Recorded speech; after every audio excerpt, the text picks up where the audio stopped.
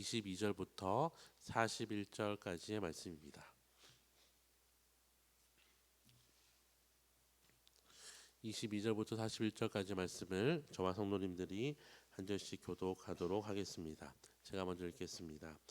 너희가 그릇 범죄하여 여호와가 모세에게 말씀하신 이 모든 명령을 지키지 못하되 여호와께서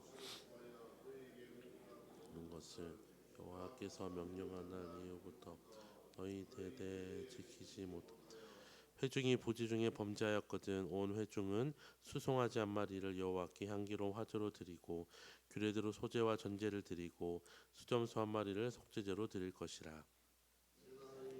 그래서는 회중을 위하여 복제하며 그들이 사함을 받으리니 이는 그가 부지 중에 범죄함이며 또 부지 중에 범죄함으로 말미암아 물본 화제와 속죄제를 여호와께 드렸으니 이스라엘 자손의 온 회중과 그들 중에 거류하는 타국인도 사함을 받을 것은 온 백성이 부지 중에 범죄하였음이니라.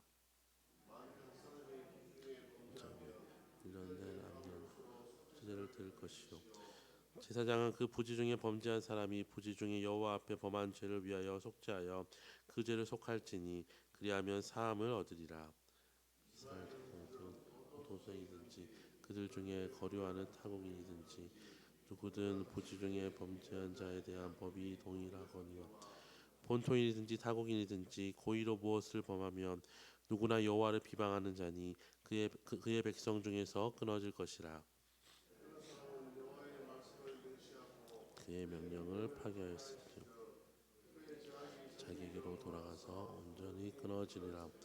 이스라엘 자손이 광야에 거류할 때에 안식일에 어떤 사람이 나무하는 것을 발견한지라. 나무하는 자를 발견한 자 그를 모세와 아론 온 회중 앞으로 끌어왔어 어떻게 처치하는지 지시하심을 받지 못한 고로 가두었더니 사람을 반드시 죽이고 온 회중이 진영 밖에서 돌로 그를 온 회중이 곧 그를 진영 밖으로 끌어내서 돌로 그를 쳐 죽여서 여호와께서 모세에게 명령하신 대로 하니라.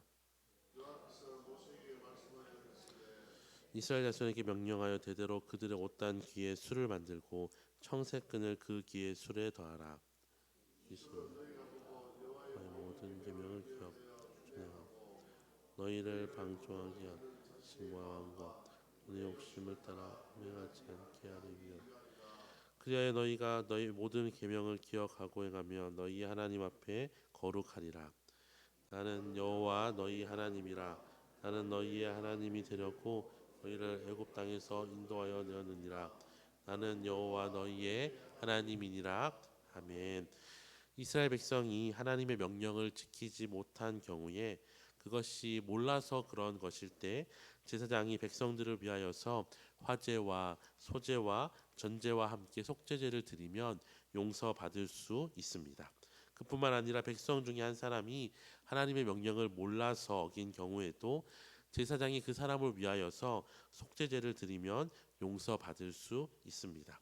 또한 이스라엘 백성뿐만이 아니라 그들 중 함께 사는 이방인이 모르고 죄를 지었을 경우에도 속죄제를 드려서 용서받을 수 있습니다.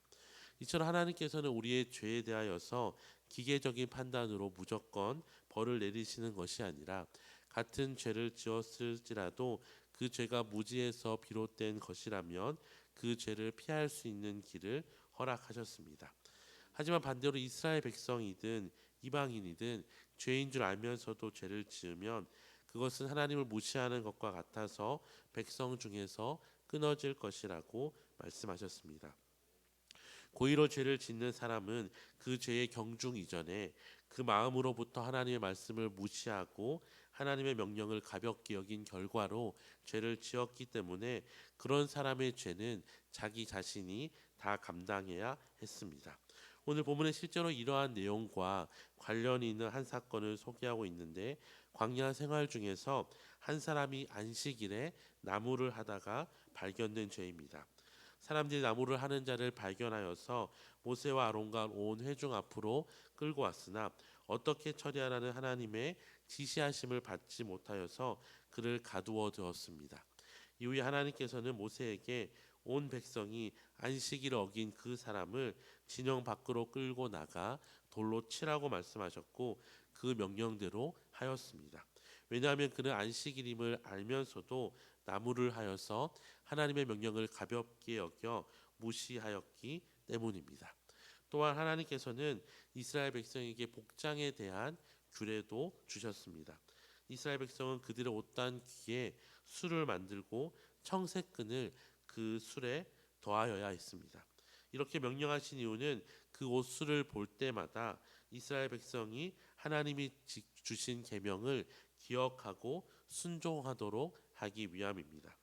하나님은 이스라엘 백성들이 계명을 기억하고 행하면 하나님 앞에서 거룩한 백성으로 살아갈 수 있을 뿐만 아니라 그들의 하나님이 되기 위하여서 애굽 땅에서 그들을 인도하여 낸 것처럼 하나님은 그들의 하나님이 되어 주겠다고 약속하셨습니다.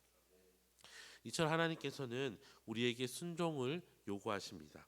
왜냐하면 순종하지 못했을 때에 우리에게 벌을 주기 위하여서 우리에게 말씀을 허락하시고 순종을 요구하시는 것이 아니라 그 순종이 우리의 삶에 하나님의 임재를 경험하게 하는 통로가 되기 때문에 하나님은 우리가 말씀을 기억하고 말씀을 따라 살아가는 거룩한 삶을 살도록 요청하시는 것입니다.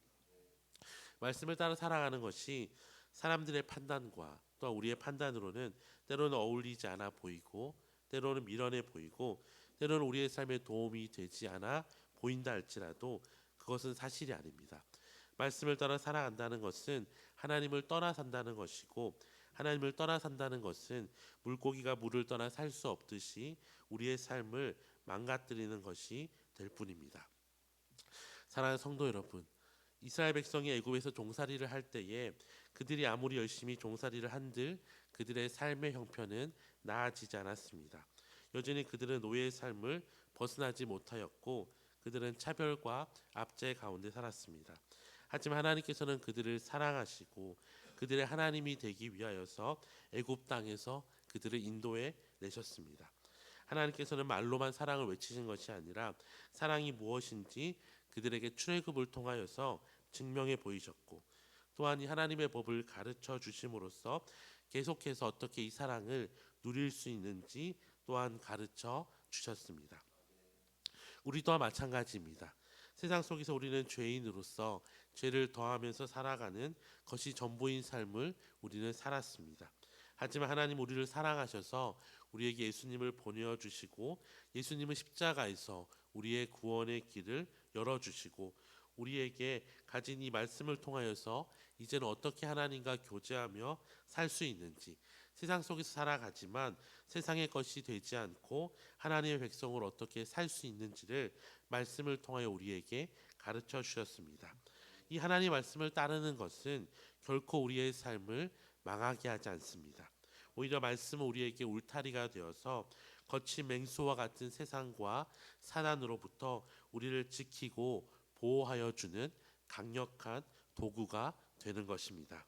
이 아침에 기도하실 때에 오늘 하루도 이 말씀을 기억하고 순종하여서 하나님 앞에서 거룩한 백성으로 세상 속에서 살아갈 수 있게 해달라고 기도하시고 또한 세상의 거짓 메시지가 아닌 하나님의 말씀을 붙들고 이 세상을 살아갈 때에 하나님의 능력이 우리의 삶 속에서 드러나서 하나님과 동행하는 기쁨을 맛보게 해달라고 기도하시는 저와 모든 성도님들 되시기를 주님의 이름으로 축원합니다.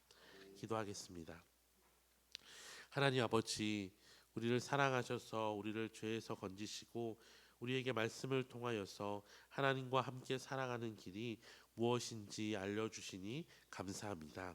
말씀을 경히 여기며 무시하며 살아가는 잘못을 반복하지 않게 하시고 날마다 말씀을 가까이하며 순종함을 통하여서 말씀의 은혜와 능력과 사랑을 경험하는 우리 모든 성도님들 되게 하여 주시옵소서. 감사드리며 예수님의 이름으로 기도드립니다. 아멘.